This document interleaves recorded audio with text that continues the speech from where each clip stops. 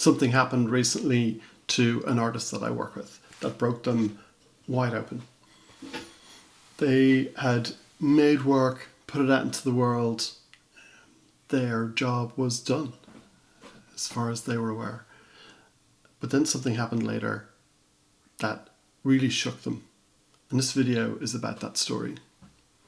So the artist in question had made a piece of original work and had it scanned, and the original piece was sold. And then an existing collector came and got in touch and said, I'd love 5 of those. That's a significant order, 5 large prints. And the order went through, the pieces were produced and framed and ready to go. And it wasn't until the collector's partner showed up to collect them that said, actually, they're really ill. And they're giving these pieces of art to their 4 closest friends to just say thank you for walking alongside them in the midst of this journey. Using art as the most profound language of gratitude in the space that they're in. When the artist heard this, they were reeling for days, trying to comprehend, 1, that their collector was seriously ill, but 2, that they would use and choose their art as a gift to say thank you and to create almost an artistic portal between all the family homes to connect them. When the world looked its ugliest, they chose to pick something of beauty to celebrate and remember those friendships. And that's just a reminder that art isn't a decoration.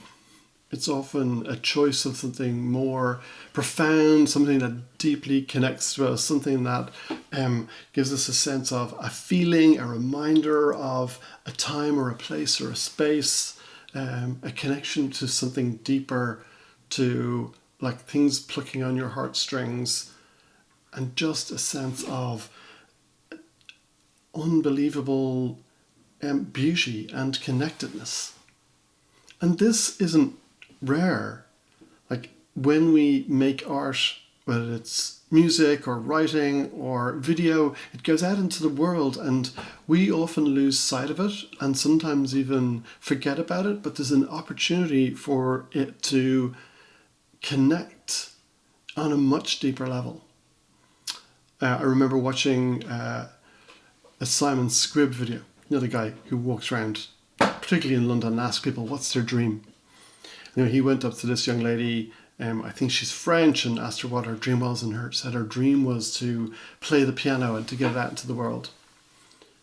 And he turned around and said to her, don't do it for you. Do it because somebody else out there might need it. Don't do it because you want to grow a following or have a career. Do it because somebody in a dark day might hit play on their music and it brings them joy, reminds them that there's beauty and creativity and wonderful things out there in the world. And I think right now our world looks a bit chaotic. It looks a bit weird. It looks a bit wild. There are things going on that I can't even start to explain, and I don't know where your head's at with this.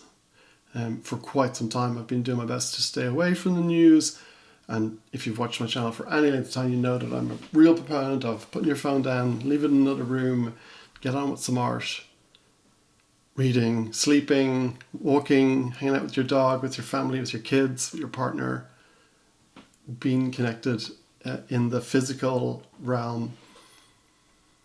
And I think it's at times like this, it's important to remember that when we make something, that's not AI, it's not generated, that it's something human, it's something real, it's something we've touched with our head, our hands, our heart to create something of beauty that goes out into the world.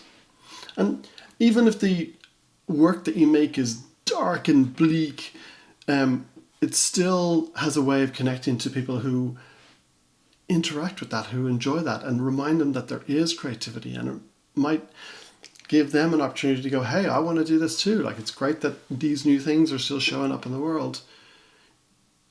I just think, I personally believe that making art at this time, getting away from our phones, because every time we refresh and we scroll and we repeat and then refresh and scroll and repeat, more and more noise is getting in.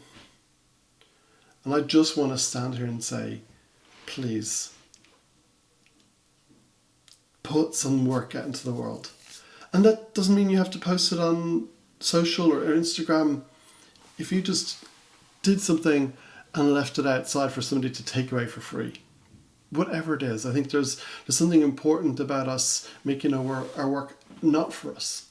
And even if that's just for an audience of one, I am not saying you have to post any of this on social media. That is not the call here. The call is to allow yourself to be taken by the muse, to get into a sense of flow, let that creativity out. I just deeply believe that our creativity, our art, is the balm that the world needs. It's the opposite to the distraction and the noise and the fear and the doom that's coming at us from every angle. And I think that right now it's important for us to pull together and get this work out there. Don't do it for you, do it for somebody else. Do it for somebody who needs to hear your message, see the beauty in your work, hear it in your music, read it in the words that you write. And I know that this isn't a small thing to ask. I think it's big. I think it's almost a political statement. It's an act of rebellion against how the world is challenging us and asking us to walk and work right now. Just looking at our phones, scrolling. I really believe there's a better way. And that doesn't mean that I sometimes get distracted by that. I do, but I do everything I can to put my phone away, to put it down, to spend time with my kids, my dogs, my family. But of course I have to work. I choose to come here and make these videos. And I want to talk to you. And I want to say that here's another call to remind you to make work and to put it out there. You don't need to know who it's for. You don't even need to know what it's about. You don't need to have like a real deep-seated meaning to it. And if you do, that's great.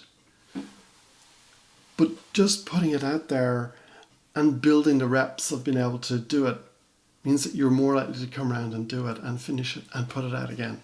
All of those things are super important. The collector didn't necessarily know the meaning of the piece that the artist meant, but it had a sense of meaning to her.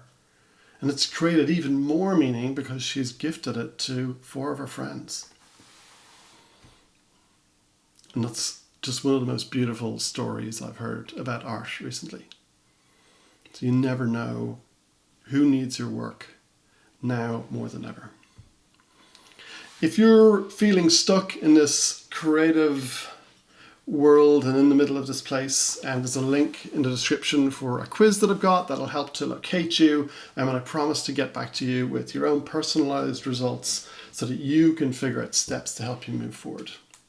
And if you want to come and join a group of us that make online a couple of times a week, we do this thing called Parallel Play. It's a co-working, co-creating call. There's a bunch of us on there. We're all working towards getting our projects finished and out into the world. And there's a link for Parallel Play. Come along and try it out for free. I'd love to see you. Okay, I hope you're having a great day. I hope you can get some work done. But until then, YouTube will show you another video here. And have a watch of that. But don't forget to switch off YouTube, put your phone down, and go and get some work done. And until next time, stay creative.